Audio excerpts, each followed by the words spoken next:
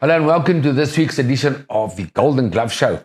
With me, I've got two champions in the room here, Roarke Knapp, Brandon Thysse. Welcome, guys. Thank you, Brian. Thanks for joining us. We're going to talk about that magnificent fight they had on the 11th of June. But firstly, let me introduce them properly. Roarke is a WBA Pan-African middleweight champ. He's the ABU junior middleweight champ. He's the IBO World Youth junior middleweight champ.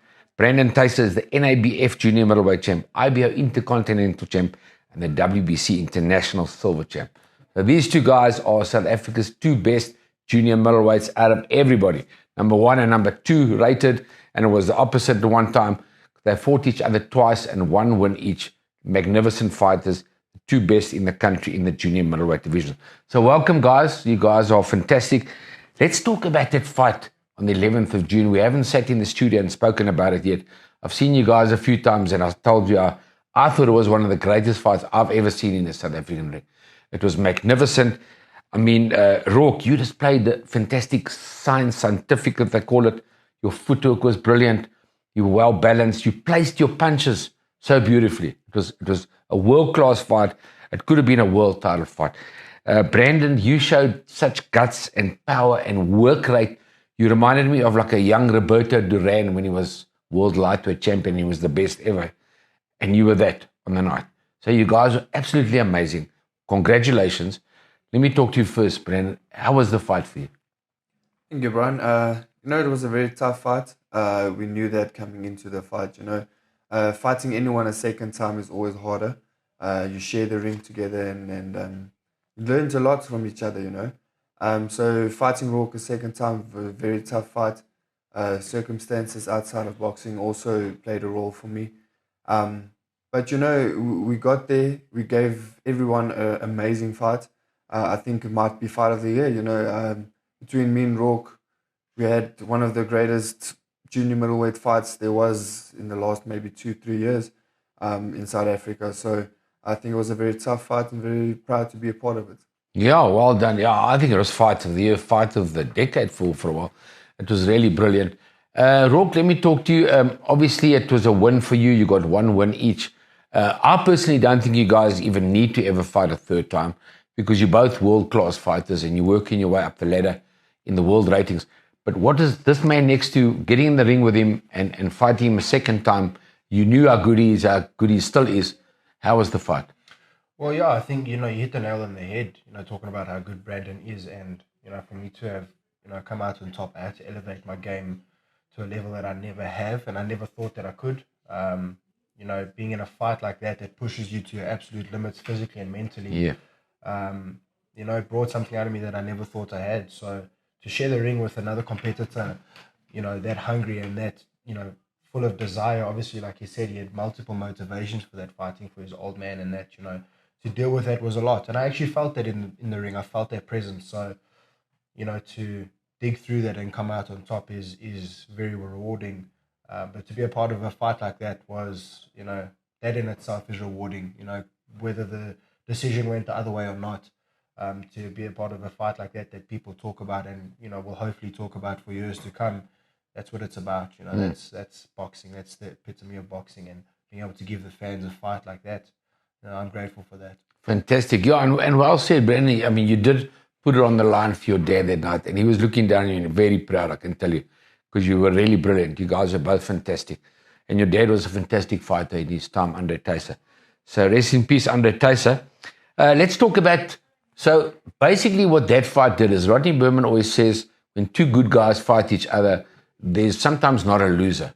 And there wasn't a loser in this fight, because now you're both fighting on the 10th of December on the Crackerjack show at Empress Palace on the Golden Glove show.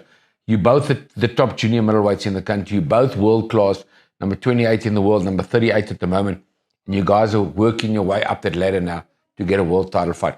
Let's talk to you first, Roarke. You're fighting Dante Jordan, the NABF champion from Mexico. Great record, 43 fights, 35 wins, 25 by KO. So it's a big fight for you. How's your preparations going for this fight, Roarke? Preparations have been going well, thank you. Standard procedure, going through the paces, following the protocol that we always follow for each camp. Just putting in the time and showing up to the gym, making sure that I do what I need to do, and working towards one goal, and that's a victory on the 10th of December. And of course, I see you and Vusi Matola a lot more than other people do. You guys look like you got such a good relationship. What's it like working with Vusi? You've been working with him a long time, but is it even getting better, your relationship? Yeah, our relationship is getting a lot better. We understand each other on a different level. We've also got a deep emotional connection. I mean, Vusi is someone that pours his heart into his fighters, as every trainer, but it's different with Vusi. He pours his heart and soul into his fighters, and he's done that with me, and I've only, reaped the rewards of that, having that connection with my trainer. And it's actually quite comforting when you have a connection like that with your trainer. You can trust in everything that they say and give the advice that they give to you. Going to war with a trainer that you have that type of emotional connection with, there's nothing better than that. So yeah, it's just been happy days putting the work with him in the gym, understanding each other, like I said, on another level where sometimes we don't even have to talk. We can just understand. You just understand each other. Yeah, I did the relationship with Harold Volbrecht, and we're going to talk just now. You've obviously got that relationship with Damian Durant, the son of the late Nick Durant. Let me finish off with you, with Dante Jordan. What's your message to Dante Jordan coming to South Africa? Is he going to dethrone Roarke Knapp? What? We can't allow a foreigner to come over and show us up. So we do everything in our power to make that a victory. To send him home empty-handed, as everybody else.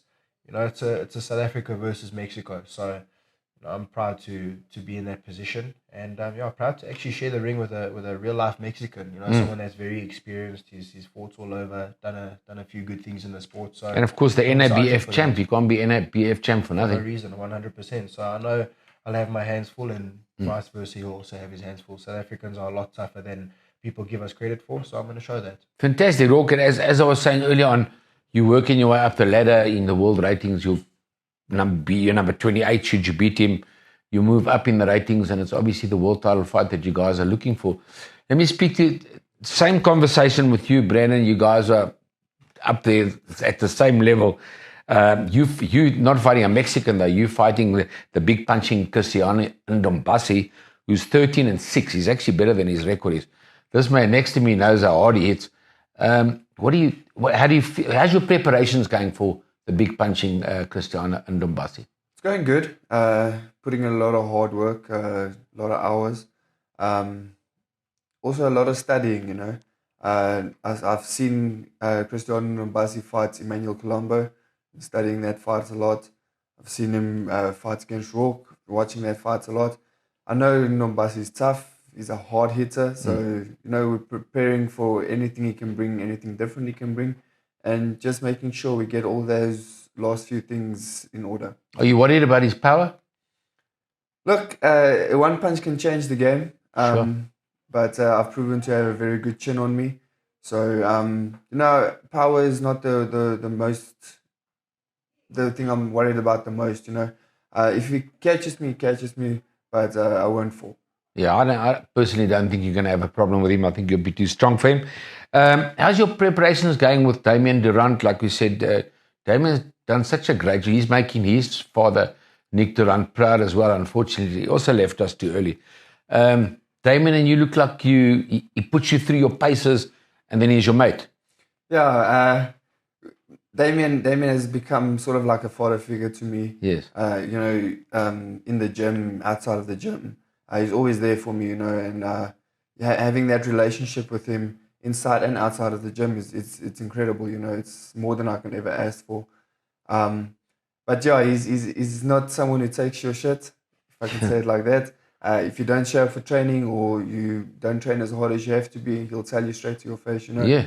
Get you ready. Which is the right way. Yeah, that's 100%. That makes you a better fighter. Any other way, if he doesn't put you on your place, you're gonna slack off somewhere.